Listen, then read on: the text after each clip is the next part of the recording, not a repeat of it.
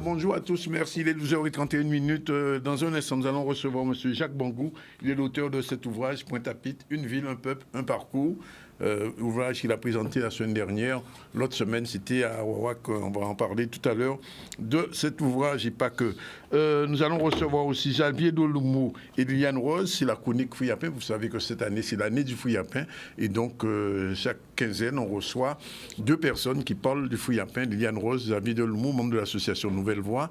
Et Liliane Rose, elle est restauratrice et agro-transformatrice. Juliane Cognier, présidente de l'association Mère, nous sera avec nous. Et puis on va terminer avec deux personnalités de la Chambre des métiers de la Guadeloupe. Je vais parler de Simon Vainqueur, le président, et Franck Lasser, son bras droit, membre de la gouvernance et trésorier de la Chambre des métiers de la Guadeloupe. Sinon, l'actualité, c'est la déclaration taxe d'habitation. Hier, il y avait une petite réunion là-dessus. Charlie Dagonia était là et les gens des impôts expliquaient pourquoi il faut payer ou déclarer sa taxe d'habitation.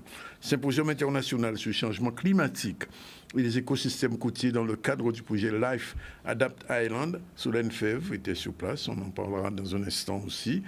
C'était une grosse réunion. Échange interculturel venu d'étudiants belges et groenlandais en Guadeloupe, ça arrive. Les Guadeloupéens hier ont perdu, on dira deux petits mots là-dessus. La Fanzom au boulodrome du Gosier, malheureusement, ils ont mal géré les derniers quarts d'heure de ce match, puisqu'ils perdent 3-2, alors qu'ils avaient la possibilité au moins de faire un match nul, donc éliminé de la Golque. Voilà un petit peu le sommaire. Merci d'être avec nous jusqu'à 14h, avec vous.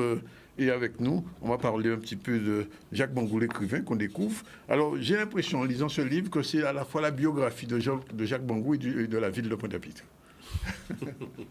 Non, il y a une courte biographie de Jacques Bangou. Il y a quand même beaucoup d'éléments sur son enfance, dans les routes de Pointe-à-Pitre. C'est inévitable. C'est inévitable. J'ai bien été obligé en tant qu'auteur, et on m'a fait comprendre que si je voulais légitimer quelqu'un qui ne connaît pas, et qui ouvre le livre, s'il veut, pour légitimer mon regard dans cette traversée de la ville, à laquelle j'invite le lecteur, il fallait que je parle un petit peu de moi, d'où je viens, où c'est que j'étais, où c'est que j'habitais, voilà. J'ai appris des choses. J'ai même appris que la racine Bangou se trouve au Cameroun. Au Cameroun, tout à fait. Et que les Camerounais qui s'appellent Bangou. Oui. Il y a des Camerounais qui s'appellent encore Bangou. Ah oui, il y a tout un pan du Cameroun. Il y a un village Bangou, et ils sont, par l'intermédiaire de Camerounais qui sont commerçants sur Pointe-à-Pitre et sur la Guadeloupe, ils ont pris contact, ils m'ont écrit. Finalement, il y en a du fait. Oui, non, c'est pour ça que je dis à un moment donné, moi j'ai la chance un peu de, par-delà, je veux dire, cette exportation des forces vives de l'Afrique vers les Amériques.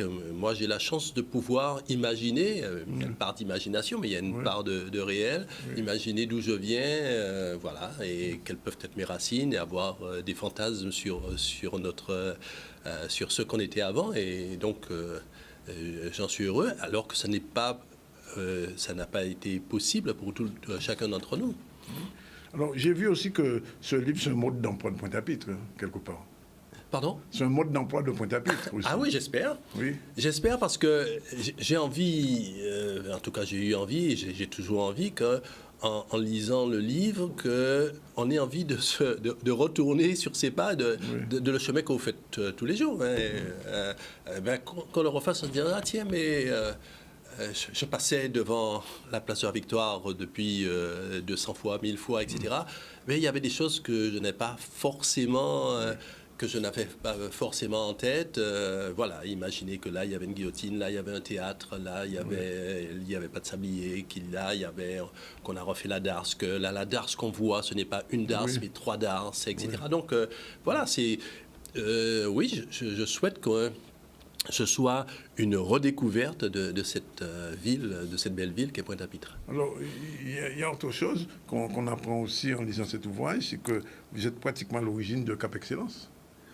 Je ne suis pas le seul, mais j'en suis l'un des cofondateurs. Je revendique d'en être un des cofondateurs, mais pas que. Oui, bien sûr, il y a justement, une équipe, j'imagine. je n'ai pas souhaité en décrivant ça, justement, ramener uniquement à ma personne cette histoire, cette création. J'ai plutôt eu envie, et j'espère y avoir réussi à, je veux dire, vous mettre, vous, en tant que lecteur, dans la peau de l'élu politique que j'étais et des élus qui étaient autour de la table. Dans quelles conditions, je veux dire, un préfet nous convoque, quelle est l'atmosphère, quelle est la vision de l'État, est-ce que ce sont des intérêts... Est-ce que dans la discussion, il y a des intérêts fondamentaux? Est-ce qu'on a discuté organisation de territoire ou est-ce qu'on a discuté qui sera président, qui sera pas président, etc.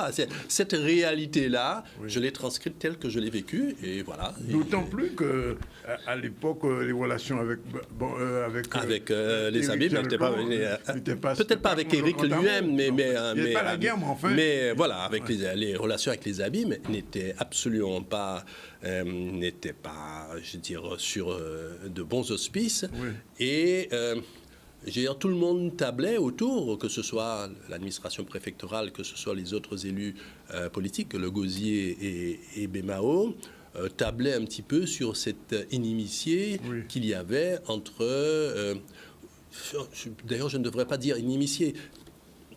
Cette accumulation... Il y a d'abord des problèmes de territoire. Voilà, cette accumulation de difficultés liées essentiellement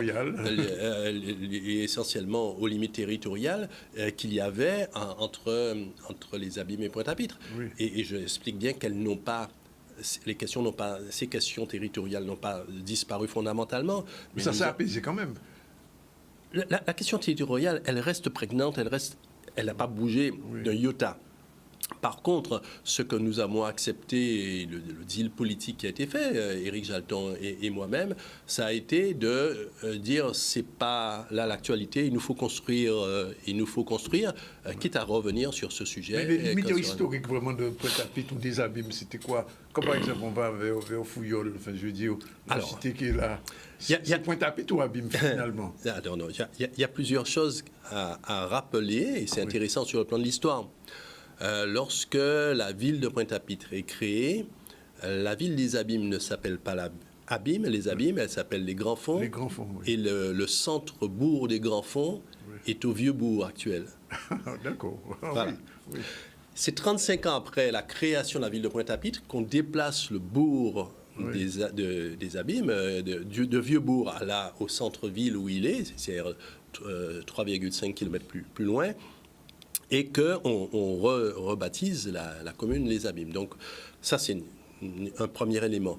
Il y a deux choses dans la question des limites territoriales des Abîmes.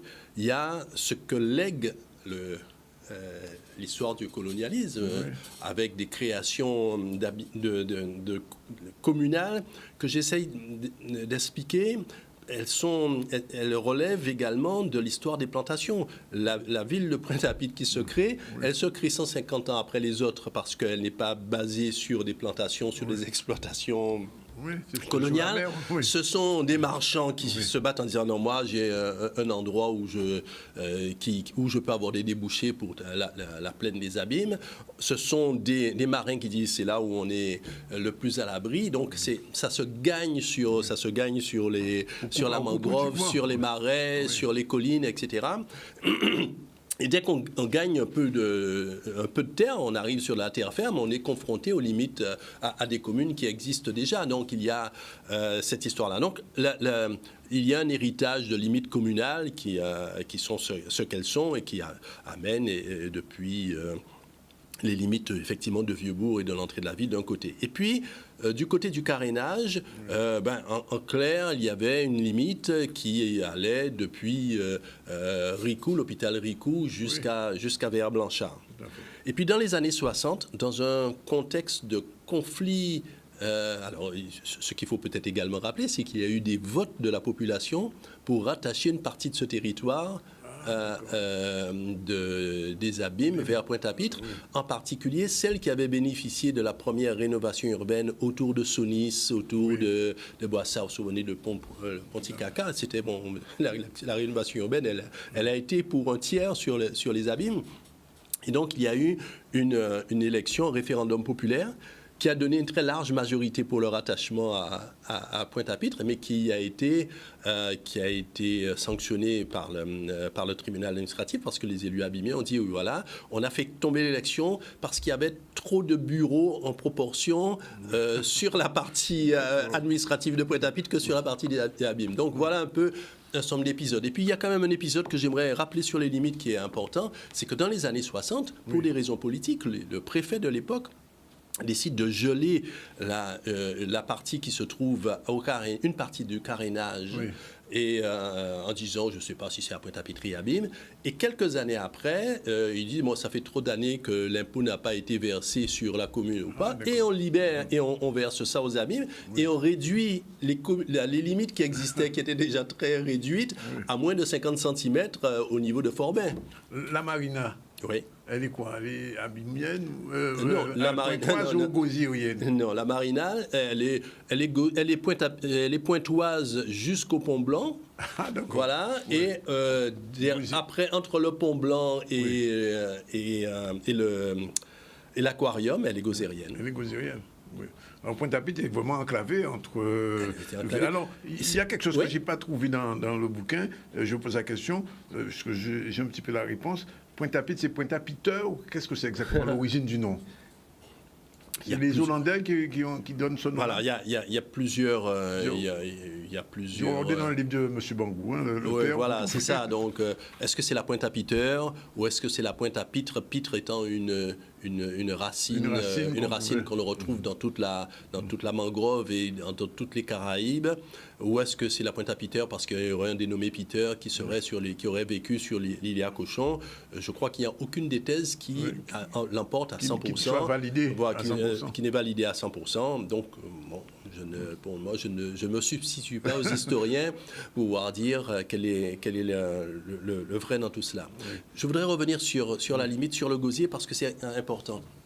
Dans les années 60, l'État a décidé que la Guadeloupe avait besoin d'une marina pour concurrencer ou pour être à la hauteur ou concurrencer les îles anglaises. Oui.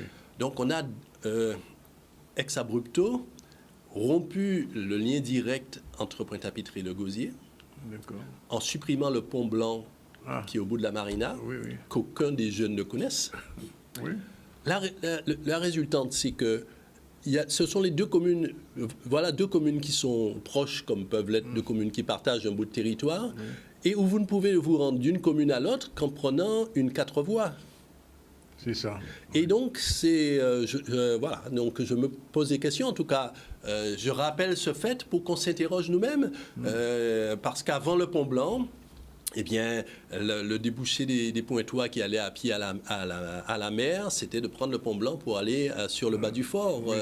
L'Amical Tennis Club qui s'est créé, c'était la petite bourgeoisie pointoise qui avait créé, non pas tellement le club de tennis qu'on connaît maintenant, mais le hangar où il y avait la salle de bal où la bourgeoisie se rencontrait. Donc voilà, cette Pointe-à-Pitre-là, j'aime, j'ai envie et j'ai essayé de la faire vivre à travers une promenade Alors, l'autre fait important quand même, et c'est d'actualité, c'est l'histoire de l'implantation du Memorial Act. Oui. Ça aussi, ça a été une drôle d'histoire, ça, au départ. Hein.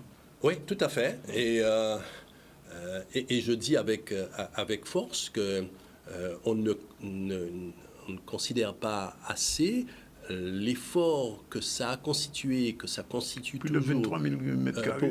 Pour la ville de Pointe-à-Pitre. Ouais. Et je veux dire, les choix politiques qu'on est en droit de défendre, de critiquer ou d'approuver ou autre, mais de ne pas prendre en considération, c'est un tort, parce que l'acquisition de la friche de Darboussier a été une bataille politique menée par Henri Bangou à l'époque, face aux héritiers de la SIAPAP et le baron Ampin, voilà, pour obtenir finalement au prix plancher, parce qu'on n'a pas osé surenchérir sur la proposition qu'il a faite, pour obtenir sur un prix plancher avec l'aide en partie de l'État, à condition qu'il y ait une partie réservée à la RHI de Darboussier, eh bien, sur cette base-là, la ville devient, après 20 ans, propriétaire de la friche d'Arboussier au début des années 2000, contre politiquement Mme Michel-Chevry. Monsieur Thierry Lelay, le sous-préfet, qui nous entend peut-être, me rappelait combien Mme Michel-Chevry, à l'époque présidente, l'appel pour, l'engueuler en disant que là, on ne permettait pas à la région qu'elle dirigeait de faire la mainmise sur ce territoire. Donc, cette acquisition est une acquisition, difficile politiquement et qui coûte à la ville. Et la ville s'est engagée pour justement gagner ce territoire et avoir la mainmise sur son devenir. Au moment où la ville dit, je vais lotir, je vais construire ceci ou cela, je vais réunir les points de vue des différents conseillers municipaux pour savoir ce qu'on construit, le projet de Memorial Act arrive. Et lorsqu'il arrive, il est question de mettre une parcelle de 3700 mètres carrés au profit de ce Memorial Act. À terme, c'est 23 000 mètres carrés, lorsqu'on prend en compte le monde mémoire, de la mémoire, c'est 23 000 mètres carrés. Et au bout des 23 000 mètres carrés, c'est une quasi-interdiction, en tout cas des pressions qui sont faites sur la ville, pour qu'elle ne développe pas son plan initial de développement économique autour pour ne pas cacher le MAC. Donc, la ville, c'est ses tripes, c'est son courage politique, c'est une volonté qu'elle a eue. Et ça a eu un coût, et ça a un coût pour la ville de Pointe-à-Pitre. Mais ça a profité à la ville quand même. Alors, moi, je pense que ça a profité à la ville parce que, et c'est le choix qui a été fait, plus il y a eu une extension de 1 hectare pour la construction du MAC, plus ça a obligé à faire que tout le quartier soit urbanisé, qu'on construise une route avec le département, qu'on refasse le bord à quai sur les 3/4 de la surface, qu'on apporte de l'éclairage, qu'on apporte un environnement assaini. Et ça, s'il n'y avait pas eu ça, je pense que la ville aurait là une plaie pendant 50 ans. Vous dites quelque chose d'assez particulier. Comment on peut vouloir ne pas regarder les gens qui sont dans une certaine misère, enfin je résume un petit peu l'idée, et en même temps vouloir installer le MAC. Enfin, il y avait comme une... Mais vous savez pourquoi? Parce que dès le début, une fois qu'on fait ce choix, de dire oui, d'accord, vous allez voir une partie. Mais on a dit, on nous a rétorqué, oui, mais vous avez à côté une RHI, c'est-à-dire vous allez construire du logement social. Et à force d'entendre ça, à un moment donné, j'ai un peu tapé du poing sur la table en disant, mais enfin, si on construit un MAC avec les objectifs et l'ambition qu'on avait et qu'on ne peut pas regarder par la fenêtre du MAC, le logement social, je veux dire, la peine ne vaut pas qu'on nous a dit. Alors, je suis obligé, puisqu'on en parle, parler de cette lettre que vous avez faite pour M. Jalton à propos de ce qui se passe en ce moment avec Mme Rinson. Hier, c'était Durimel. Vous êtes mis d'accord là-dessus ou bien c'est le hasard? C'est pas le hasard, c'est l'actualité qui fait que le 4 hier, on demande aux administrateurs de venir pour juger, pour traiter de la révocation. Et il se trouve que M. Durimel est maire de la ville, est membre du conseil d'administration et que le Cap Excellence est membre du conseil d'administration. Et à ce titre, j'interpelle le président. Bon, parce que je pense que la manière n'est pas correcte. J'entends par ailleurs, et je le dis très clairement parce que je sais qu'il y a des travailleurs du Memorial Act qui disent oui, mais de part et d'autre, que ce soit la directrice d'un côté ou le conseil d'administration de l'autre, je veux dire, les uns et les autres font en sorte que notre situation quotidienne est une situation de détresse, et ça, j'entends cela, et je pense qu'il faut également mettre ça parmi nos urgences à régler, celle du personnel, celle de la gestion, la gestion quotidienne. Mais quoi, et dans l'interpellation que je fais à Éric Jalton, je ne me mets pas d'un côté ou de l'autre. Je dis que la procédure de séparation avec Lorella Anesson telle qu'elle est demandée aux administrateurs hier, et au moment où elle est demandée, ne m'apparaissent pas adéquats. Vous voulez une médiation quelque part? Vous appelez à une médiation du côté d'Éric Jalton? Je pense que le président de Cap Excellence, par la force qu'il a au sein du conseil d'administration, Cap Excellence est membre du conseil d'administration. Cap Excellence a une partie d'investissement qui a été fait là. Donc, Cap Excellence peut être justement un médiateur et en tout cas dire un peu plus la vérité et obliger les deux parties à s'entendre et dire quelles sont leurs perspectives, comment on se projette dans le futur, parce que c'est un bien guadeloupéen, parce que c'est un bien communautaire, parce que c'est un... Voilà, c'est un bien communautaire guadeloupéen, parce que c'est notre image, j'allais dire d'Annick et moi-même, mais non, à tous les téléspectateurs qui nous écoutent, parce que, qu'on le veuille ou non, aujourd'hui, c'est notre entrée sur l'Afrique, c'est notre entrée sur les États-Unis, c'est notre entrée sur la communauté caribéenne.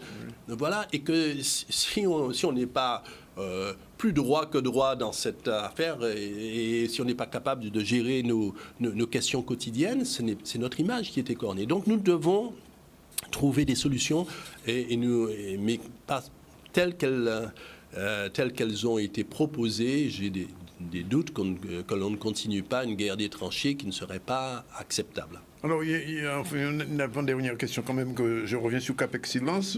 Bon, son fonctionnement, bon, on voit que ça se développe, mais l'affaire du tramway, du transport pas aérien, du transport routier à Pointe-à-Pitre, on sait que c'est très compliqué dans la conurbation. Est-ce que ce tram, il va voir le jour ou bien il a été transformé en autre chose? Je sais que vous y avez beaucoup milité pour ça. Voilà, j'ai mis beaucoup du mien quand j'étais président de Cap Excellence. Et surtout, les jeunes équipes d'ingénieurs, de cadres de Cap Excellence qui venaient d'être recrutés à l'époque ont fourni, dans un temps record, un travail de préparation prenant en compte beaucoup de données pour le tram. Et je regrette que ce travail-là n'ait pas abouti, parce que c'est un travail de jeunes Guadeloupéens. Et je ne désespère pas qu'à un moment donné, ils puissent remettre sur le tapis ce travail, réactualiser. Monsieur Jalquin, d'accord? Je pense que ce n'est pas dans la temporalité d'aujourd'hui. Dans la temporalité d'aujourd'hui, c'est que pour des raisons politiques et politiciennes, je veux dire, tout est gelé, tout est bloqué, nous ne sommes pas très cohérents. Bon, c'est dans 20 ans qu'on dira quels sont ceux qui ont été courageux, pas courageux, ceux qui ont été logiques ou pas logiques. Aujourd'hui, nous sommes à la date où auraient dû sortir les premières rames de tram si le processus que nous avions lancé et après que l'État avait financé, et que l'État, appel à projet de l'État, 28 millions obtenus sur la deuxième ville de France après Marseille en termes de volume d'intervention de l'État.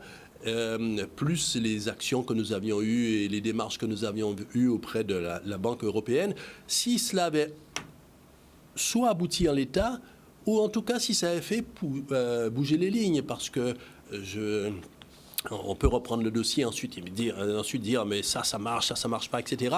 C'est pas ça qui est le plus difficile. Le plus difficile, c'est qu'il n'y a pas eu de débat technico-politique, de participation de la population pour dire on appuie ce projet tram, ou si on ne l'appuie pas, qu'on justifie pourquoi on ne l'appuie pas. Et ça s'est pas fait comme ça. Alors, un dernier mot très rapidement, puisqu'on va terminer. Il y a une bonne nouvelle pour le Centre des Arts? Bien, j'espère. J'ai participé lundi dernier à la réunion du jury pour l'entreprise et les ingénieries qui ont la charge de reprendre les moins de 5% de travaux bruts qu'il reste à faire pour finir le gros œuvre du Centre des Arts, au moins et pour permettre que la grande salle puisse fonctionner à nouveau dans un délai. C'est celui qui a été demandé et qui a été a priori retenu par le groupement de 18 mois. Et cette démarche-là, elle est forcément une bonne nouvelle.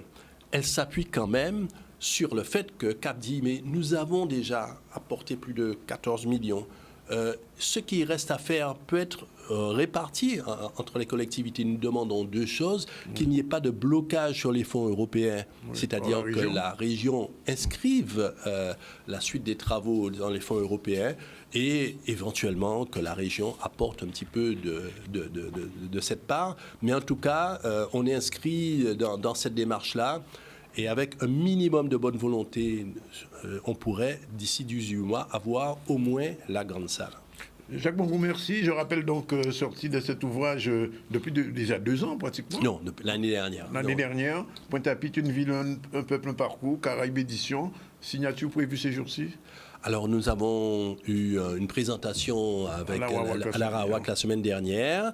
Il y en a une en octobre prévue au Moule. Et entre les deux, s'il y a une nouvelle signature qui peut s'organiser, on la fera bien volontiers. Merci bien d'être venu. Je rappelle près de 300 pages, du 189 pages exactement, sur un livre à lire. Si vous voulez connaître beaucoup sur l'histoire de Pointe-à-Pitre et un petit peu sur l'histoire de Jacques Bongou. Voilà, 12h56.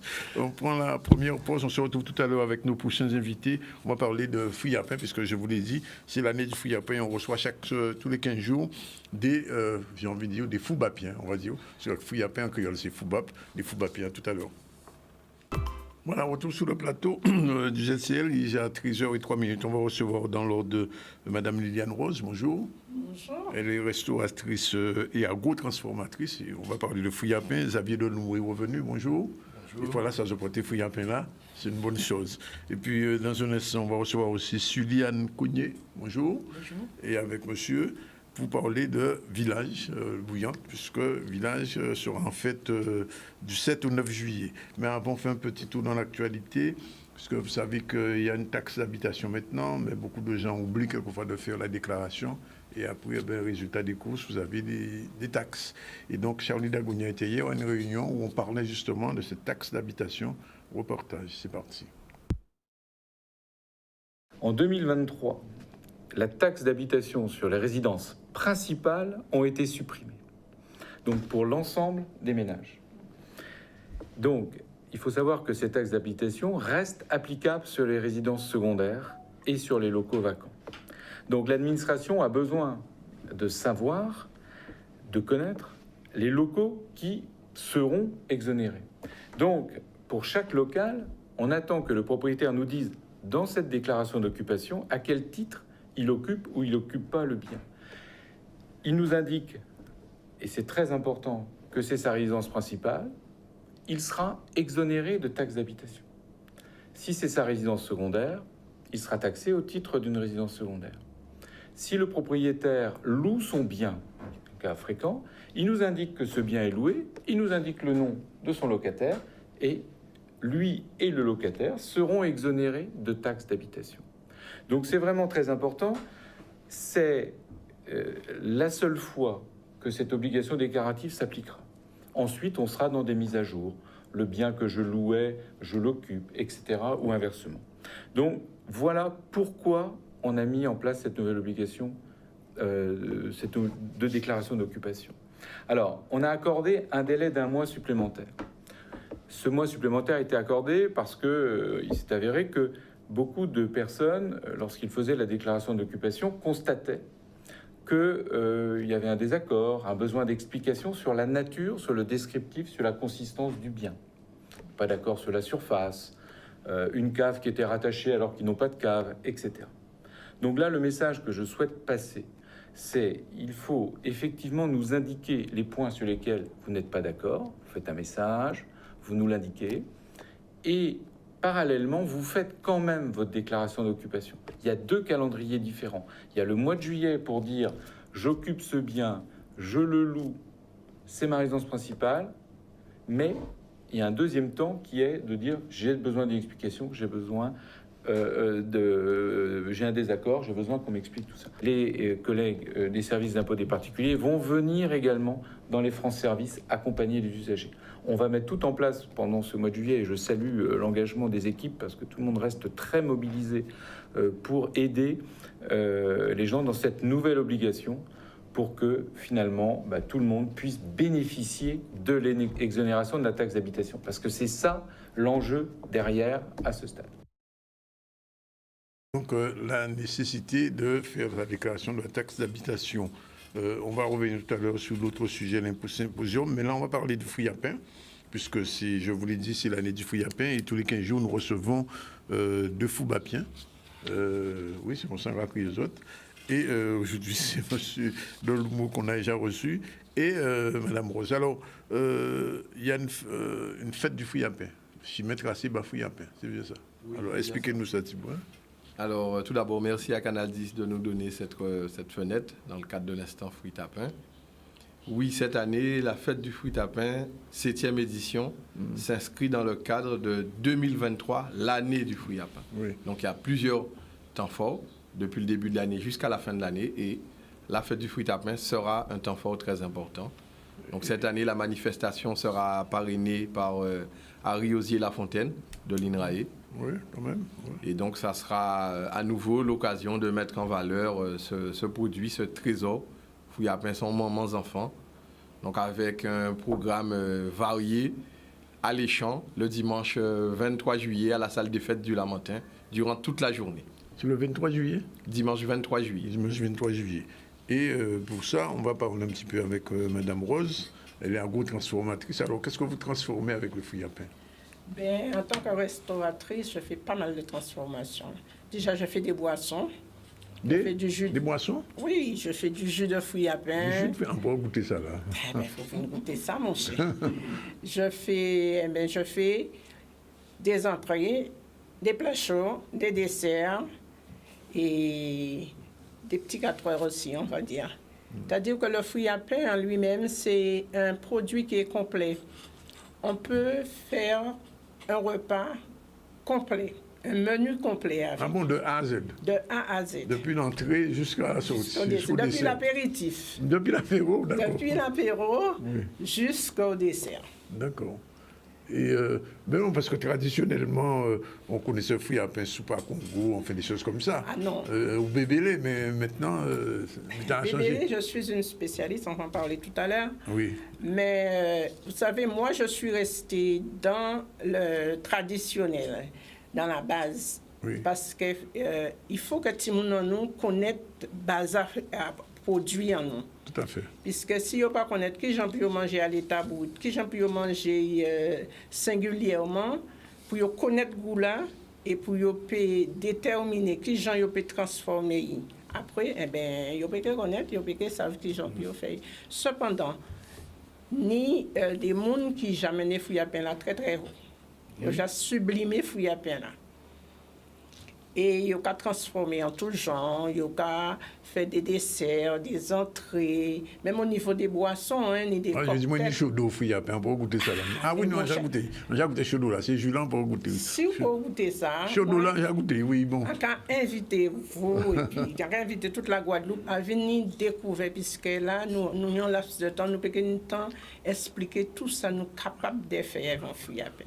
Donc, nous avons invité toute la Guadeloupe. Oui. Et tout visiteur, ouais. Et d'ailleurs, venez voir ça, nous avons fait le 23 juillet à la salle des fêtes. Vous là Oui, moi qui est là. Oui. Moi qui est là d'autant plus, puisque moi, on dit, moi, je suis spécialiste à bébélé, hein. Oui. Et en sortie... Attends, de bébélé, parce que nous, on l'a bébélé. Est-ce que c'est de bébélé Marie-Galantais ou bien de bébélé Guadeloupe? Parce que moi, il y a deux qualités de bébélé. Non.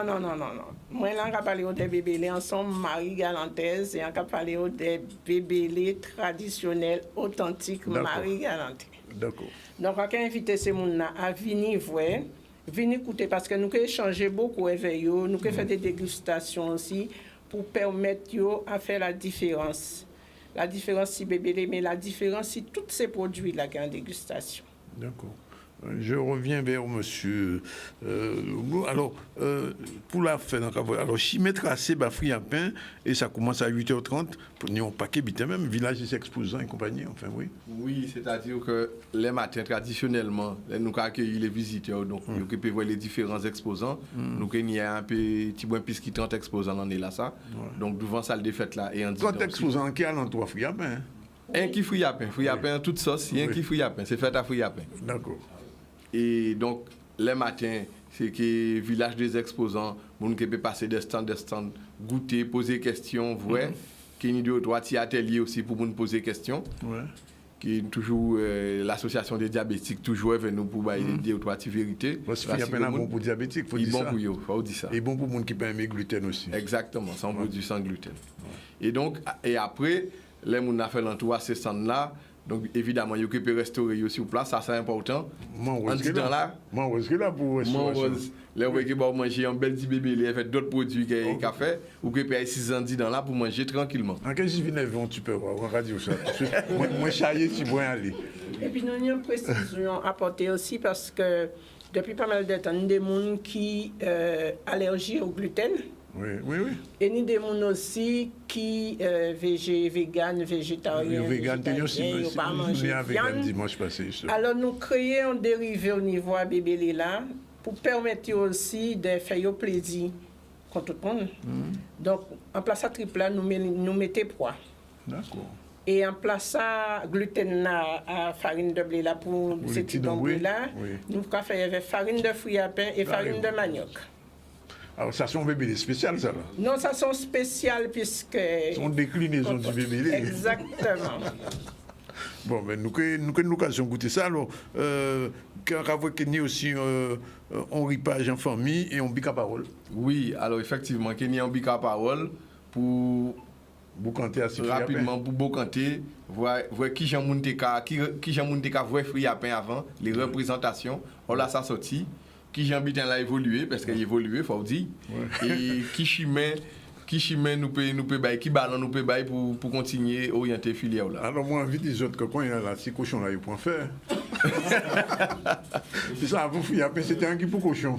Oui, mais il bon pour nous. C'est ça que tu as dit. Il bon pour nous, ni moun ka sublimer, ni moun ka mettre en valeur. Ah oui, mais quand attend ça m'a envoyé ce qu'il dit. Et là nous pas dit ça. Excusez-moi, là nous pas dit ça. Ni un bic à parole, mais ni un ripage. Ripage, vous savez pas qu'on est sans concours. Un ripage en famille, c'est important. Là, on va faire ces actions à sensibilisation là, ça, adressé au jeune public. Tout à fait. Jeune public là, c'est important. Pour faire transmission là, il faut expliquer. Et à travers un ripage en G, c'est un bit intéressant. D'ailleurs, en semaine passée, en partenariat avec la CNBT et l'UDECAG, il y a une opération fouille à pain pour Timoun. Timoun dans l'école là, on voyait dans l'école Goyave, en l'école Pointe-Noire, les plaines. C'est Timoun a été content, il mangeait un hachis par moitié à fouille à pain. En cas poser une question, est-ce qu'on va penser un jour que nous moyens font yaourt ou fouille à pain? Et pourquoi pas, puisque nous... En cas poser une question, non, pas ça. Nous avons fait flan là, nous avons fait... sous toute forme, pourquoi pas? Oui. Il faut dire aussi que nous sommes des spécialistes qui travaillent avec nous, parce qu'en tant que restauratrice, nous n'avons pas toutes ces expertises-là. Donc, nous sommes des agronomes qui travaillent avec nous, nous sommes des diététiciennes, nous sommes des nutritionnistes. Donc, nous sommes vraiment complets. Là, nous parler des fruits à pain, c'est dans l'intégralité des produits là. Je comprends ça. Des tout pieds bois là. Je comprends ça. Donc, rendez-vous le 21, le 23. Hein? Dimanche 23. Dimanche 23. Salle des fêtes la matin, 8h30, jusqu'à tomber de la nuit, puisque nous avons clôturé avec l'Académie du Cap. C'est un bon spectacle final. Oui, donc il ne faut pas rater ça. C'est pas l'Académie du Fouille à pain, quand même, non, c'est l'Académie du Cap. L'Académie du Cap qui fait en belle vitesse à tout à Fouille à pain. On peut imaginer. Bon, rendez-vous là, puis nous rappeler ça. Je me tourne vers les Bouillantais, puisque le 7 et le 9, village en fête. Oui. Bonjour. Madame, monsieur, alors expliquez-nous un peu, je n'ai pas pensé à Fouille à pain là, un village. Non, pas pensé à nous. Pas ni Fouille à pain un village. Oh non. Mais oui, d'un moyen là, on avons le Fouille à pain. Ah oui, c'est là. Ils pourront rentrer dans la rue la Fouille à pain. Nous avons fait quand même sur le village, un villageois qui a fait salade de Fouille à pain. Ah, déjà. C'est excellent. Quand tu poses que je reconnais. Salade de Fouille à pain. Salade de Fouille à pain. Fouille à pain là, il a coupé un petit carré. Ouais. Il a mis pas poivron en petit carré, il a ajouté aransol, qui est chéni avec des œufs. Ouais. Et tout ça, ça a un excellent. Vraiment, Washington. Excellent. C'est délicieux. Il a fait un chien à 6 ballons. Ah oui, tout à fait. Alors, la fête du village, ça va être quoi? La fête du village, c'est la village en fête. Oui. Donc, à organiser pour continuer tradition là. C'était la fête à village tous les années, mais en ici là, nous dit nous avons fait la fête village en fête à village. Alors, pour mon qui passe ça, pour monter village, il reste mon arrêt quand même. Vous pouvez demander des nouvelles aux cyclistes l'année dernière, parce qu'il est à plat de l'année dernière. Donc, ça, c'est. Moi, il y a des fois l'antigène à pied, il va molle. Donc, ils ont un sacré souvenir. Au rappel, dans le temps, là où tu es en carrefour, là, où tu as monté à pied, en pédio, que bon. C'était Baïna qui a fait ça. Ah, ben voilà, c'est mon village même, carrément. C'est mon village. Mais non, mais tu vas passer vacances au moins là. Oui, c'est bien. Eh bien, vous pouvez profiter, vous pouvez ça, vous pouvez venir nous visiter. nous rendre D'accord. visite. Parce Alors, qu'en fait- qu'est-ce exactement? Décollage au coco, marché du terroir. Parce qu'en fait, ça nous voulons faire, c'est on fait de quartier, mais intergénérationnel. D'accord. C'est-à-dire mettre à l'honneur les anciens. Nous, justement, en grand madame de la commune de Bouillante, et plus précisément de quartier, de village, que nous avons mis à l'honneur, sont madame qui travaillent, quoi, dans le temps dans la forêt, qui était cultivé banane, cacao, vanille, donc qui ben nous un peu ressenti, et nous avons invité un peu toute la population qui voulait vivre. Carmen Cantal, c'est le nom. Voilà, Oui, voilà. oui. Son nom, Carmen, c'est un surnom. Son vrai nom, c'est Albertine. Non, c'est Albertine. Voilà, d'accord. Donc après, nous Benzo qui font un petit contre Claire de Lune. Par contre, on a invité toute la communauté à venir parce que là, site là, Benzo qui a fait fête là en général, nous qui a fait fête là, et site là, Benzo qui fait contre Claire de Lune, ils ont superbe vue. Donc on a invité toute la Guadeloupe à venir nous visiter. Oui, en tête là. Oui, oui. Justement, juste là, il est arrivé à étape là. D'accord, une superbe vue. Et après, nous qui faisons vendredi là, par Only Was, avec un groupe, une association de Sainte-Rose qui a fait une belle prestation. Ensuite, le samedi, pardon, nous avons marché du terroir. Et nous avons marché du terroir, nous avons des stands, des stands de massage, nous avons des stands d'agro-transformation des produits du terroir. L'encadré du terroir, c'est-à-dire son jeune Kevin peut s'exposer de la vanille, des fèves de cacao, du dictam transformé en lait. Et puis aussi, nous avons un exposant qui expliqué comment la confection du bâton de cacao, d'accord, et qui explique les bienfaits aussi. Ensuite, l'après-midi, quand on dit aussi intergénérationnel, nous pensons aux jeunes avec une session de sport, avec du badminton, du volley, nous avons aussi du dépassement de soi. Justement, le président est passé dernièrement à une émission, c'est l'association Team Kaired, donc qui Kevin, et qui est là pour ça. Tout le monde qui peut participer, en fait. Hein. D'accord? C'est une manière de se retrouver, d'échanger et puis de passer un bon moment. Et le soir, nous avons une association de cadres qui va faire une prestation et nous pensons aussi aux jeunes avec 2 jeunes bouillantés, 2 jeunes artistes de talent qui vont passer pour une prestation. Et puis le dimanche, nous allons continuer toujours. Alors, quand vous dites que c'est comme ça, parce que nous ne pouvons pas connaître. Concours de danse au citron, qu'est-ce que ça dit ça? D'accord. On ne pas connaître. On ne pas connaître ça. Ah ouais. En fait, ça, concours de danse citron, c'est un concours que nous avons fait dans il y a moins 20-25 ans, c'est-à-dire où à ces podiums-là, et puis c'est son couple. Il y a quand mettons un citron en le fond haut, et il y a plusieurs couples, hein. Mettons un citron aussi fond haut, et quoi danser au rythme de la musique. Et il ne faut pas y tomber. Il ne faut pas y tomber, d'accord. Premier citron là. Rond bien coupé. Non, un citron rond. Tout à fait, un citron rond. D'accord. Même si arrivé là, il faut rester là. Hein. Faut y rester. Ah oui. C'est pour ça, là, il faut choisir avec qui nous va rencontrer. D'accord, il faut bien choisir. Il faut choisir avec qui nous. D'accord, mais ça, on va te compte ça là. Oui. Et bien sûr, qu'il y a un groupe cadri. Alors, une question, est-ce que le soir à Village, vous avez fait fréquent en temps longtemps? Oui. Parce que ça coin-là, ça peut, avec le climat là, il vient plus chaud. Mais un village. Ça, c'est clair. Mais il a fait bien plus frais, c'est plutôt vers la fin d'année. Mais là, au mois de juillet, là, il fait frais, mais pas autant qu'en fin d'année. D'accord. Ok. Et donc, je crois qu'on y est jusqu'au dimanche, quand même. Oui, jusqu'au dimanche, oui. Ouais. Défilé de mode des couturiers de la ville de Bouillante. Oui. Bon, son grand fête, je crois, 3 jours. Quand on me compte que 6 jours à ça, mon Guadeloupe, il y a de quoi, hein, entre le 23. Faites à Friapé. Alors peut-être qu'il faut qu'on joue dans ce Friapé aussi, peut-être. Il y a rien ça là, il y a rien. Pourquoi pas. Pas imaginer. Mais non, c'est un bon petit butin quand même pour vacances là, pour oui, tout à fait. Se retrouver, échanger. Pour faire échanger. Et puis se rappeler du bon temps. C'est ça. Et le monde qui peut manger sur place? Oui, tout à fait. Oui, nous ne pas sur place. Dimanche et samedi. Le samedi, c'est pas traditionnel. Pas traditionnel, on peut imaginer. Et puis, nous avons une maison nouvelle que vous faites à Bouillon, à Village, je crois, visiter là, qui nous a casé de ça. Mais oui, un grand butin qui coûtait place ça. L'habitation d'huile. Habitation C'est d'huile. justement, Mais c'est là, c'est là, c'est là, c'est fait pas fait, Oui, c'est oui, l'habitation oui, d'huile. oui, l'habitation d'huile. Oui, parce que nous venons pas longtemps de visiter ça. D'accord. Ben, rendez-vous le 7. Mais nous attendons-vous pour le samedi soir là dans le Kevin Fonlantou. Kevin Fonlantou. Tu sais, écoutez, on te connaît l'anti-pigène, Kevin Ça fait Fonlantou. pour Il faut moyen fait à fouiller à peine là aussi, l'année là, ça, c'est longtemps pas aller. C'est ça. Donc, rendez-vous, côté moi, Kevin. J'ai dit ça, nous promo. Kevin, vraiment, mais Kevin, surtout, voit toutes les autres. Ah, mais on voit tous les autres, oui, Parce bien que sûr. nous avons des exposants qui ont fait bijoux, nous avons ça qui a fait meubles, nous avons ça qui a fait pâtisserie, nous avons ça qui a fait, mais plein de temps, hein. Mais surtout, Popota fouille à peine. Ah oui, Popota fouille à peine. Ah ouais. Kenny Popota fouille à et peine. qu'il oui. faut y avoir aussi, hein. Ah oui, en parlant de ça, fouille à peine aussi là, alors. Qui est-ce qui a fait ça? C'est tout entier comme ça, mais il faut couper. Non, il ne faut pas couper. Il faut y avoir un conseiller là. Ouais. Mais il faut que tu aies un hein? Ouais. Et puis, on va mettre dans la braise, et puis, on va faire rôti. Et après?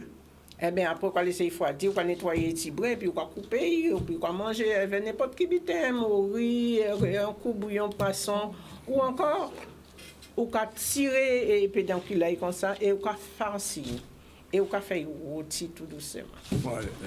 Et après, on va ciser pour déguster. Donc, on pense que vous connaissez ça. En fait, Popota fouille à peine là. Oui. Dans le temps de confit, Oui, oui. nous avons mangé après. Eh bien, nous connaissons ça aussi, hein. Ah oui. Nous connaissons ça, tradition là, par partie, qui arrêté là. Hein, c'est-à-dire que nous comprenons depuis les débits jusqu'à là, il jamais né. Et il jamais né très haut. Oui, parce qu'il y a niveau qui te fouille à peine. Mais bien sûr, Tout pour là, là, là. ça qui est là aussi. Oui, il est là. Mais Il est là aussi. Oui, Colette, il faut Kevin. Ah, Colette qui est là. Bon, ben d'accord. Ben, nous prenons. Ça m'était voulu dire, Oui, allez. surtout l'année-ci, ni longtemps, Nouvelle Voie Association là, commencer travail là, ça de transmission. C'est-à-dire que ni en commission qui est chargée de ça, et il y a qu'à déplacer, il y a qu'à dans les écoles, à l'encontre à ces petits C'est très gens-là. important, très, très important. Mais ni d'autres petits gens qui les aient par rapport à ça. Mais nous ne voulons pas pour mon rester à terre. Ça nous commande toute famille, c'est de venir avec petits gens pour découvrir. Les richesses du fouillapin. Les richesses du fouillapin. Voilà. Oui, la beauté et la richesse du fouillapin. Bon, on te dit ça de l'autre fois là, on te dit ça, Vineve fouillapin là, parce que nous ne pouvons pas parler de fouillapin sans pas te Vineve. Alors, juste une dernière question. Ce monde qui dit, moi, poser question là, là, ça vous ravine. Qu'est-ce que c'est un fouillapin béblé? Alors, on fait appel bien, ben moi, je ça parce que C'est important d'expliquer ça. c'est base à bébé Léon. Oui. Un fouille à pain blé, c'est un fouille à pain qui est très jeune, donc qui est très laiteux. Ouais. On va être là pour même qu'à sortir ici. T'as là son fouille à pain blé. Ça là. Oui, si vous coupez, on va pêcher, il va vous être qu'à sortir. Vous voyez? D'accord. Ok. Eh bien, ça son fouille à pain blé. Un bébé qui a fait un jeune fouille à pain comme ça. C'est-à-dire, en précision aussi en rapporté, Oui. faut qu'on sache ça. Un fouille à pain blé, c'est un fouille à pain qui est au stade de légumes. Il faut qu'on féculent. Ouais. Là où manger, on va détailler, hein? Ouais. Donc, là où manger, c'est comme si vous avez mangé n'importe quel légume, hein, qui fait qu'un bébé, Donc il y a à la fois fruits et légumes. voilà. Ouais. Là, il lève blé, il porte légume. Il légume, il lève plus vite. Et l'autre chose, on a demandé moi, c'est les fruits appelés là, mis, faut pas jeter. Mais non, il ne faut pas jeter, vous pouvez faire l'eau de veille. Ouais. Vous pouvez faire, moi personnellement, on peut faire des acres à éveil. Mais vous pouvez faire des pâtisseries à éveil parce que là, il est sucré. Ouais. Donc, vous pouvez faire pâtisserie. Moi, pas tellement si la pâtisserie, en plus, sur le salé. Bien, eh ben, mon rendez-vous pour du 7 au 9 juillet, village, en qui passe et le 23 aussi en Japon, mot, en qui vient à faire des fouilles. Un dernier mot. Donc, il y a un programme détaillé là. Oui. Un flyer, ça qui est disponible sur Facebook en nous prochainement. Donc, vous avez ici Facebook à l'association Nouvelle Voie, Ouais. qui est sur Instagram aussi. Donc, il y a un Et programme qui- détaillé là. En ça, vous organisez, pas de problème. Quand vous avez un pour M. Jean-Luc. Oui. Oui, mais bien là, mais non, tout le monde a organisé quand il a, il n'y a pas fait un tchoucage encore. C'est Et tant puis, mieux. nous, notre petite précision, on voulait Oui. compter aussi. Bon, oui. C'est que l'année-ci, tous ces exposants-là, nous toutes, nous rencontrer avec tous ces responsables d'association-là, Oui. nous prendre des engagements pour nous satisfaire tout invité, tout le monde qui passe voir nous doit être satisfait. C'est un bon l'esprit, ça. Ok, c'est l'esprit africain. Voilà, 13h26, nous avons une dernière pause et nous allons recevoir tout à l'heure M. Simon Vainqueur, M. Franck Lasser, c'est des mon à la Chambre des métiers de la Guadeloupe. À tout de suite après poser ça. Merci à vous deux. Merci aussi. Et au 23, nous avons et dit on Kevin Sand, pas oublié. En Kevin, pas oublié. Voilà, déjà 13h34, même 35, on va recevoir dans un instant deux personnalités de la CEMARG. Alors, on va expliquer ce que c'est. Monsieur Vainqueur, bonjour. Simon Vainqueur. Bonjour, monsieur Zalonis. Bonjour aux éditeurs de Canal. Et monsieur Franck Lasser aussi, comprenez bien. Bonjour Danick et bonjour la Guadeloupe. Bien, alors avant de revenir vers vous, puisqu'on va parler du 50e anniversaire, du bilan de la Chambre aussi, on revient un petit peu à l'actualité. Il y avait un symposium international sur les changements climatiques et l'écosystème côtier dans le cadre d'un projet qu'on appelle le projet de LIFE Adapt Island. Solène Feff était sur place, on regarde son reportage. Le projet Adapt Island est un projet porté par le Grand Port Maritime de la Guadeloupe qui consiste à expérimenter à grande échelle des solutions fondées sur la nature pour lutter contre le changement climatique. Il est soutenu par le Fonds européen LIFE.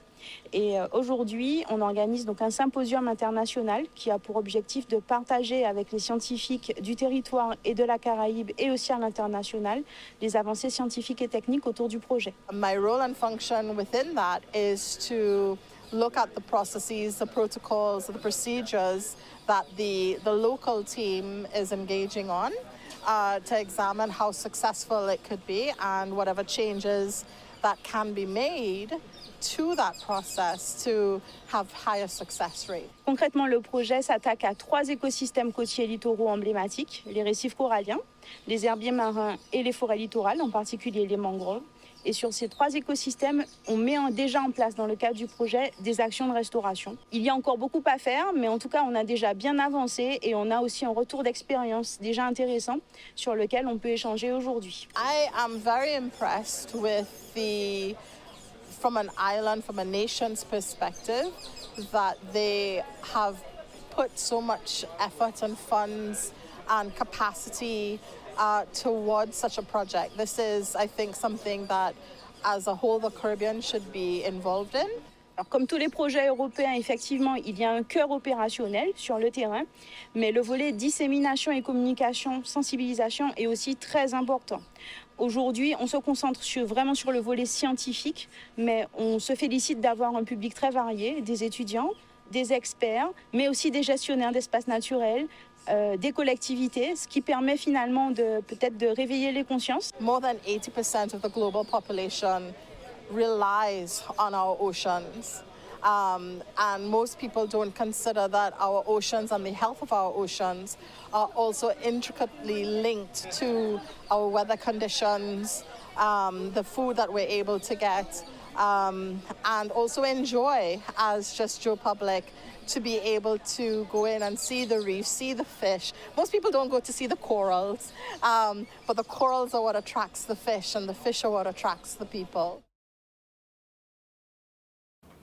Ça signifie que la question des écosystèmes et des changements climatiques doit être prise de plus en plus au sérieux dans nos pays, puisque vous avez bien dû vous rendre compte que le climat commence à changer, qu'il fait chaud tout le temps, des fois on va attendre la pluie, et ça aussi c'est très, très dangereux, très grave. Donc c'est bien qu'il y ait ce symposium. 2 petits mots sur un échange interculturel avec des étudiants belges et groenlandais. Ils sont sortis sur Groenland, ils sont venus en Guadeloupe, et Charlie Lagonia était sur place.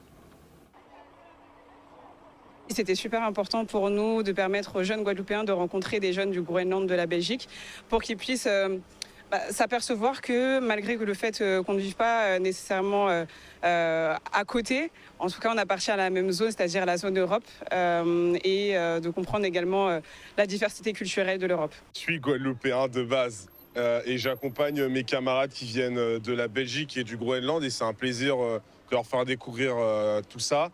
Et ça nous permet à nous autres Guadeloupéens de découvrir encore une fois ce qu'on connaît déjà. Guadeloupe, c'est formidable, hein? Les gens ici sont super accueillants. On a déjà fait connaissance avec beaucoup de choses ici. Par exemple, aujourd'hui, on visite la distillerie. C'est super chouette, c'est super intéressant. En Belgique, on boit du rhum, mais on ne sait pas d'où ça vient ou comment ça se fait. Alors aujourd'hui, on fait connaissance et c'est chouette. Et peut-être on va aussi goûter un petit bout plus tard, alors c'est formidable. L'objectif pour nous, c'est de permettre aux jeunes de découvrir de nouvelles cultures, de pratiquer également l'anglais, mais également de se découvrir en tant que personne. Ils ont la possibilité de participer à la création des activités qu'on met en place et du coup, en ce sens, ça leur permet également de développer des compétences et également leur savoir-être, comme le leadership par exemple, parce qu'ils doivent animer des ateliers. Je trouve que c'est très important entre les jeunes pour découvrir des autres choses qu'à la maison, pour peut-être trouver aussi des similarités entre les cultures. Par exemple, les Groenlandais, nous et les Guadeloupéens, on a beaucoup plus en commun qu'on pense peut-être en avance. Alors oui, on en apprend beaucoup. C'est que le 3e jour, mais j'ai déjà appris beaucoup des gens de Guadeloupe. C'est vraiment l'occasion de partager, de démonter les préjugés, d'aller vers l'autre, c'est vraiment important. On discute, même si on a du mal à comprendre parfois, parce que moi personnellement je parle pas très bien anglais, on s'aide et c'est ce soutien mutuel qui nous permet d'avoir vraiment une très très bonne expérience. Les Guadeloupéens, de rester comme ça, vous êtes super accueillants, super gentils. On peut pas dire ça de partout dans le monde, alors mais ici c'est vraiment, on se sent très bienvenus tout de suite et je peux dire que j'ai déjà beaucoup de nouveaux copains, voilà.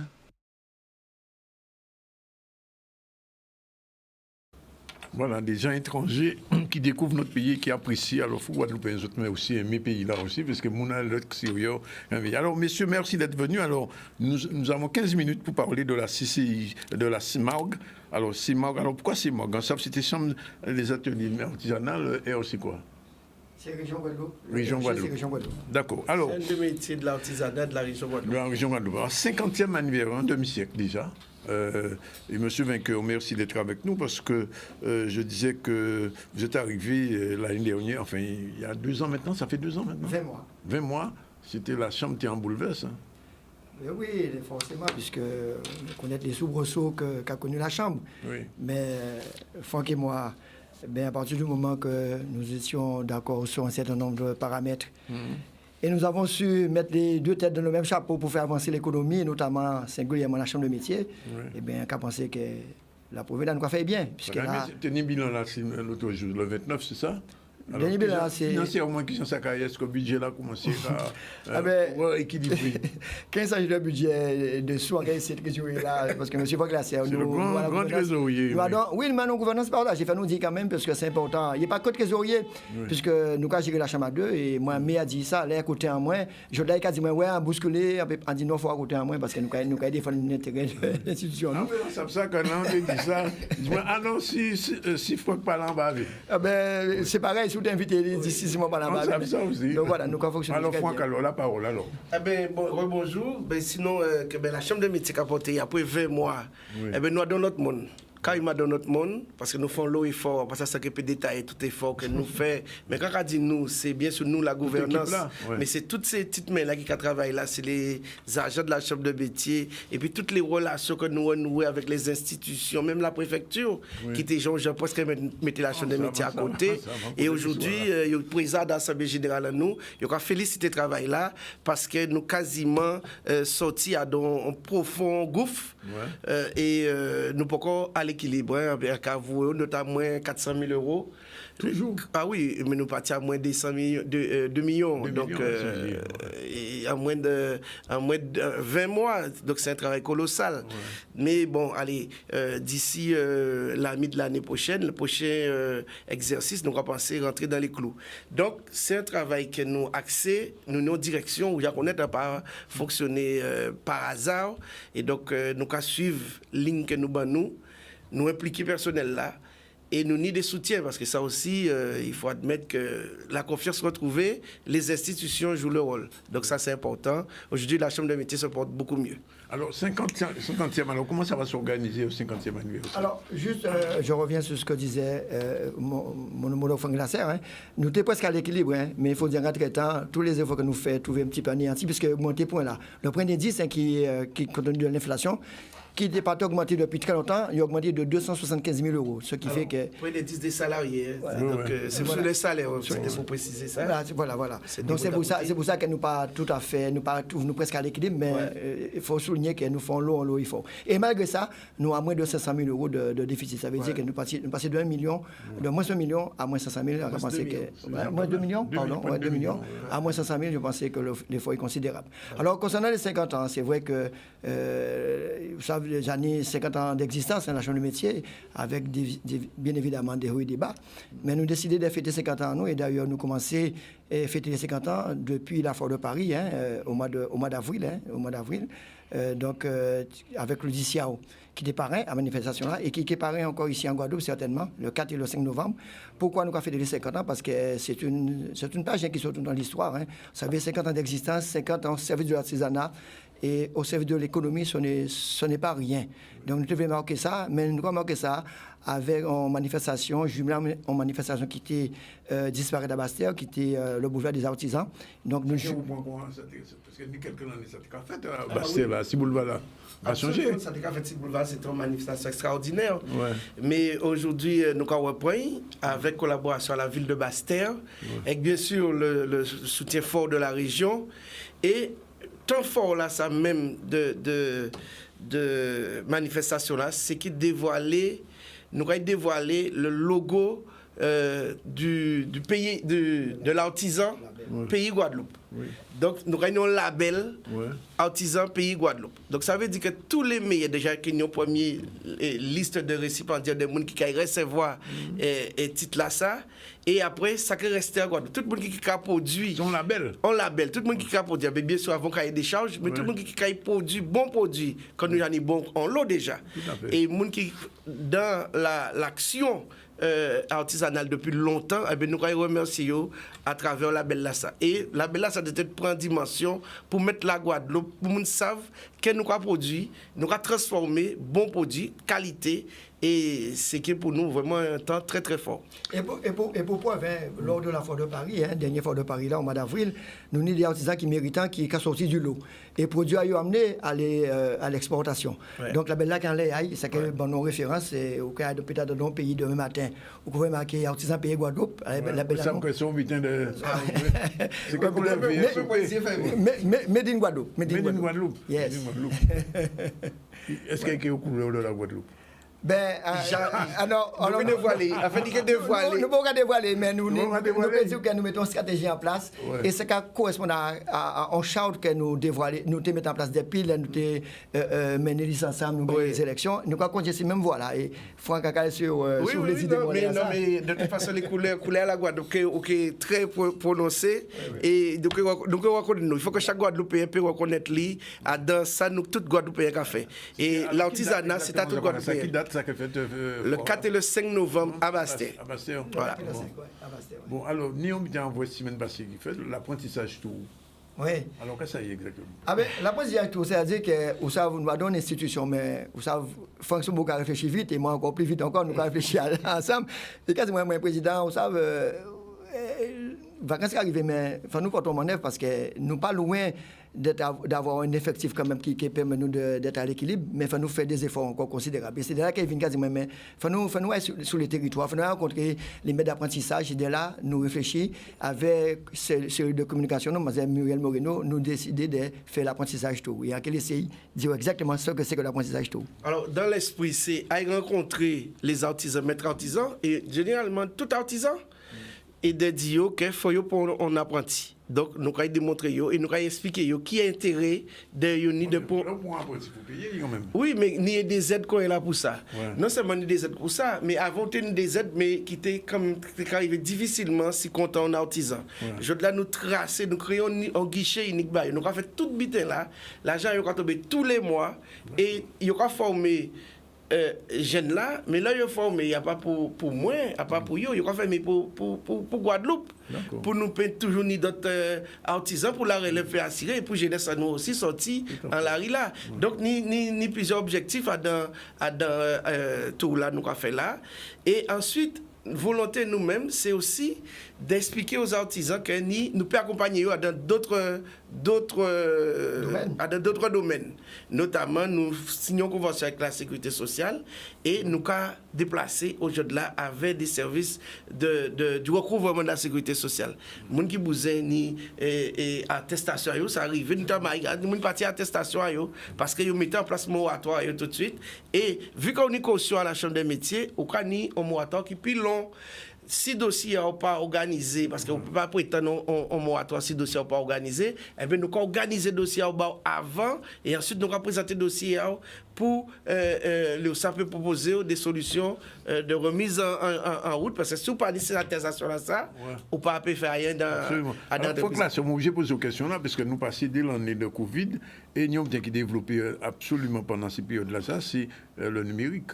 Qui ou TV, qui ou pas TV, ou tu es obligé de brancher ou connecter au niveau de la chambre. Est-ce qu'ils ont réussi à faire c'est un gros chantier, énorme chantier. D'ailleurs, l'État a aidé nous à niveau là, ça peut être l'État mettait un agent spécifique qui aille à la rencontre des entreprises pour pouvoir, c'est un conseiller numérique et qui permet nous de développer politique à nous mettre là. Politique à nous, c'est quoi? C'est de dire que de toute façon, le numérique, c'est une révolution qu'il faut nous faire. Révolution agricole faite, révolution industrielle pas faite, mais il était pour faire quoi, mais il pas fait pas quoi qui est fait. Mais il ne faut pas nous louper le trait de la révolution numérique. Parce que nos gens ont pitié, mais parce que l'avantage du numérique, c'est qu'on va vous être grand surface, ou pas vous être, sans vous être tête, l'esprit, et nous ni ça en pays là. Donc il faut nous canaliser. Et déjà les artisans qui sont très manuels, qui sont très tactiles, déjà peut déjà faire un premier chemin. Et ouvert chemin pour nous payer travail vraiment et faire une vraie révolution numérique. C'est un sujet qui est vaste, mais qui est très important pour nous. Et donc, l'autre butin, c'est qu'en Catane, souvent, on dit que l'artisanat qui a créé le métier, c'est un des côtés qui a créé le plus de métiers dans le pays-là. Même si chaque artisan, c'était qu'à créer un emploi, c'était pour eux, ça avait ça aussi là, qui peut-être ni délai que pour un jeune. Ah oui. Ouais. Est-ce que au niveau de la Chambre des métiers, on a senti quand même ni travail qui a commencé à faire en l'arrêt de la salle? Alors, nous, en véritable émulation, je de la force savent que les moyens faut rentrer à la Chambre des métiers, nous sommes à peu près à 18 000 artisans, inscrits au répertoire, ou 17 000. Et je de là, nous avons plus de 20 000 déjà. Ah ouais, donc, ça veut dire qu'on a créé. Et en 2022, nous créons quasiment 1500 entreprises. Nous créons, que nous venons déclarer artisans. Ouais. Et en pays à date à là, à même date que l'année passée, nous avons dépassé. Je suis ballon. Ah ouais, donc je suis bien. Donc nous sommes ballon complètement. Ouais. Et il faut continuer. Non, vas-y. Donc en pays que là, nous avons une dynamique qui est très très en avance. Et puis surtout que nous avons beaucoup de reconversions. Parce qu'avec Covid, il y a le monde qui quittait le métier et je me rends compte qu'à travers un métier artisanal, on peut gagner vie correctement. Je prends pour exemple, on peut regarder les offres d'emploi. Il n'y a pas qu'universitaire qui ont bac plus 4, bac plus 5 qui est au chômage. Combien plombier, combien boucher, combien carreleur, combien maçon, combien électricien, et j'en passe qui est au chômage. Dans l'artisanat, il n'y a pas de chômage. Il n'y a pas de chômage. Non, il n'y a pas de chômage. Dès l'instant où ça travaille, ou que travaille. Dès l'instant qu'on s'attrait. Dans l'artisanat, là où nous avons formé ces jeunes-là, pratiquement 100% de gens formés, quand on voit emploi à la sortie de formation. Donc, ce n'est pas une voie de garage, c'est une voie d'excellence et c'est une voie de vie. Parce qu'on a des. Moi, je suis un artisan, et monsieur Vainqueur sont artisans. Et donc, on peut vivre très bien des métiers et fonder famille. Et c'est ça qui est important, parce que nous voulons des gens qui travaillent, mais des gens qui peuvent vivre des métiers, et vivre très bien les métiers. Et donc, c'est tout un combat nous avons mené dans ce sens-là. Donc, l'artisanat aujourd'hui, c'est vraiment la voie d'excellence que nous avons conseillé jeunes. Nous pouvons dire tout jeunes entrer dedans, c'est fourni aussi dans d'autres secteurs. Mais c'est sûr que si vous venez apprendre un métier, ou que travaille et ou que vivre bien les métiers. Et ces dernières questions, justement, au niveau de la formation, qui s'est passé? Est-ce que ça caille mieux qu'on est là? Parce qu'avant, on a dit que des jeunes ne veulent venir en formation. Est-ce que je commence à recruter le maximum? Eh bien, pour preuve, nous commençons avec à peu près 400 et quelques apprentis. Ouais. J'ai dépassé le stade des 600, je crois, nous avons 605, 610 apprentis en CFA. Mais nous, quand on dit que nous ne pouvons pas être pleins, nous à demi-mesure. Ouais. Nous voulons que CFA nous remplit et c'est pour ça que nous mettons nous sur nous l'apprentissage tout, qui a fait que demain matin... Nous allons chercher eux. Nous allons chercher eux parce que, regarde bien, l'autisme a gagné vie avec 18 ans. C'est plus belle bien Kitini, c'est une belle réussite. Franck autisant, moi autisant, donc vous savez... sous pas autisme, on peut pas être président de la chambre de métier ni faire partie à l'équipe là. Donc nous autisants avant tout et nous fiers d'être autisants. Alors un peu rajoutons bien. En cas de ces maîtres d'apprentissage là. Première année là gratuit pour l'apprentissage. Première année là 6 000 €. Quand je fais 6 000 € la première année, c'est gratuit. Et la deuxième année, l'apprenti commence déjà à être rentable. Il y a une valeur ajoutée à l'entreprise. Donc, c'est la chance à eux. Aider, accompagner ceux qui veulent s'en sortir. Il y a la possibilité de s'en sortir. Je pense que l'artisanat aujourd'hui a sa place complètement dans l'économie. Simon Vainqueur et Franck Lasser, merci. Un respect que nous couvrons avant le 4 novembre, Kevin là, pour le 50e là. Nous avons l'occasion de parler de ça. Sinon, aujourd'hui, on a reçu au début du ZCL M. Jacques Mangou pour son livre Pointe-à-Pitre, une ville, un peuple, un parcours, livre qui est disponible, 289 pages, mais ça a un bulletin intéressant à la pointe. Ensuite, on a reçu Xavier Deloumo et Liliane Rose pour la journée, la fête du fruit à pain. Et fête du fruit à pain qui est faite au Lamentin, c'est que le 23 en Japon à Montréveillot. Sully et Anna Cognier, c'était pour la fête de village à Bouillante. Qui font moi, ils font tout là aussi. On est l'autre côté moi et qui vient la fête de à Bastin, qui pour la fête de 50e là, qui là font vrai nouveau logo là, qui est sorti là, ensemble. Simon Vainqueur et Franck Lasser étaient avec nous. Sinon l'actualité, bien sûr, aujourd'hui c'était la déclaration de taxe d'habitation. On a vu la nécessité de la taxe d'habitation et de sa déclaration. Le symposium international des changements climatiques et écosystèmes côtiers dans le cadre du projet Life at Island. On l'a reçu avec le reportage de Solène Fèvre et on a parlé de cet échange interculturel avec des étudiants belges et groenlandais, avec Charline Dagonia. On n'a rien dit sur le match de hier soir, on a oublié ça. On va dire rien, la Guadeloupe. Ça veut dire un peu de petit mot quand même pour finir. Rapidement. Oui, rapidement. Je voulais saluer la région Guadeloupe, notamment le président Richard Luce, qui accompagne la Chambre des métiers au quotidien. Président Charles, merci pour le soutien à la Chambre des métiers de l'artisanat. Merci beaucoup. Et tout le temps, que la Chambre des métiers n'est pas très loin de la région au niveau géographique. Voilà, 13h56, on termine. La réalisation était assurée par Jordan avec son apprenti Njoana aujourd'hui qui était en réalisation avec lui. Voilà, merci. Demain on se retrouve à partir de 12h30 pour une autre édition du ZCL News. Merci d'être avec nous.